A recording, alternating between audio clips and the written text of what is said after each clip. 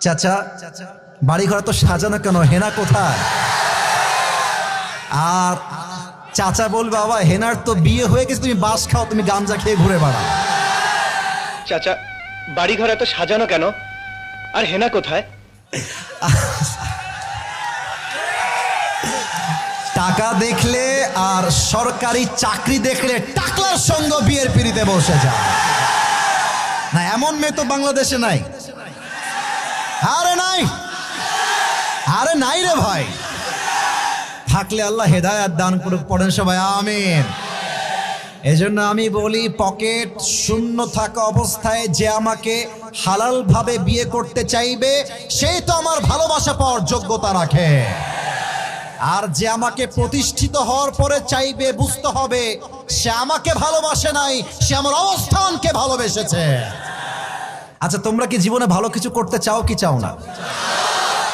ভালো মেয়ে বিয়ে করতে চাও কি চাও না? আব্বা আম্মার মুখকে তোমরা উজ্জ্বল করতে চাও কি চাও না? আমি আজকে এমন কিছু কথা নরসিংদের মাহফিলে বলবো যেটা আমি আগে কখনো এইভাবে বলার সুযোগ হয় না, আজকে বলবো, কারণ আমার সব ভালোবাসার মানুষগুলো আমার সামনে দাঁড়িয়ে আছে, বসে আছে। আমি তোমাদের সবাইকে অ্যাড্রেস করে একটা তিতা বাস্তব কথা বলতে চাই। যদি মায়ের কাছে সেরা সন্তান হতে চাও, যদি বাবার কাছে সেরা সন্তান হতে চাও, যদি তুমি তোমার স্ত্রীর কাছে সেরা স্বামী হতে চাও, যদি তুমি তোমার সন্তানের কাছে সবচেয়ে প্রিয় বাবা হতে চাও, তুমি যদি বোনের কাছে সবচেয়ে প্রিয় ভাই হতে চাও, টাকা কামাই করা ছাড়া কোনো গতি নাই যুবক ভাইরা। বলো বলো বলো, সত্য কথা কি জানেন?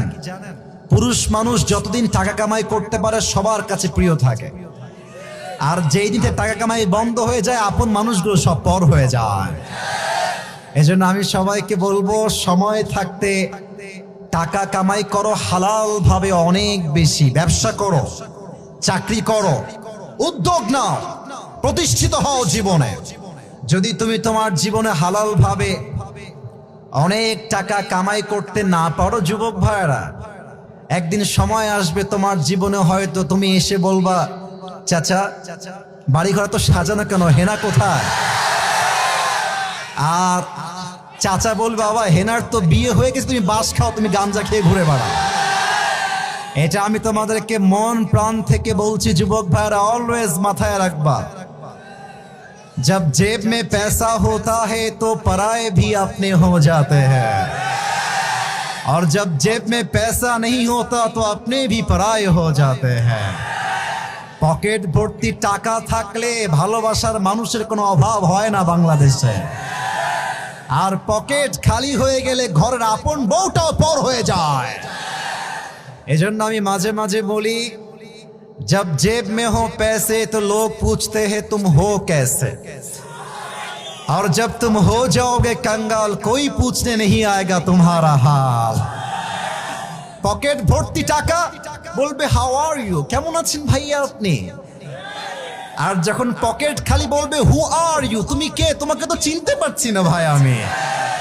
এই পুরো দেশটাই হচ্ছে টাকার খেলা। এই টাকার জন্য হাজার হাজার যুবক তার পছন্দের মেয়েকে বাংলাদেশে বিয়ে করতে পারে না, এবং এই টাকার জন্য আমি মেয়েদেরকে অসম্মান করে কথা বলছি না, সব মেয়েকে আমি আসিফ এক পাল্লায় মাপি না। অনেক মেয়ে টাকা দেখলে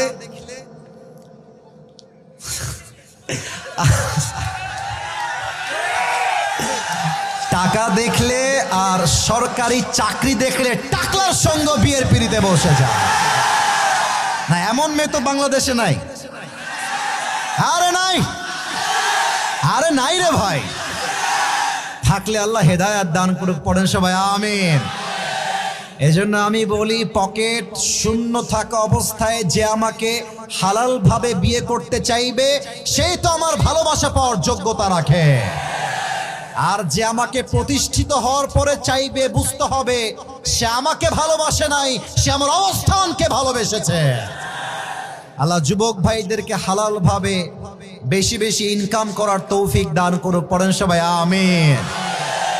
2 নাম্বার কথা বলতে হলে একটা প্রশ্নের উত্তর দেওয়া লাগবে। আপনাদের বউ আছে? কার কার একটু হাত তুলেন তো, বউ আছে? বউ আছে? আচ্ছা, হাত নামান, হাত নামান। আপনাদের বউ নাই কার কার, তারা একটু হাত তোলেন। স্যার কোথায়? কি অবস্থা এটা? কারো বউ নাই? এ আমি বিশ্বাস করি না।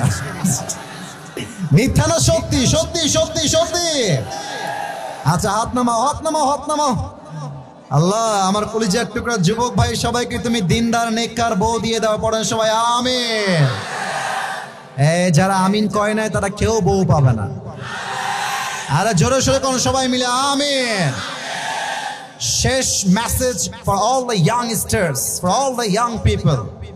চরিত্র রক্ষা করতে চাইলে কম্বল দিয়ে ল্যাপ দিয়ে চরিত্র রক্ষা করা যাবে না, বউ দিয়ে চরিত্র রক্ষা করতে হবে। আমি আমার আব্বাজানদেরকে বলবো, আব্বাজান, আমার কলিজার টুকরা যুবক ভাইদেরকে সঠিক সময়ে বিয়ে না দিলে যেমন সুবার চরিত্র নষ্ট হয়ে গিয়েছে, যুবকদের চরিত্র নষ্ট হয়ে যাবে।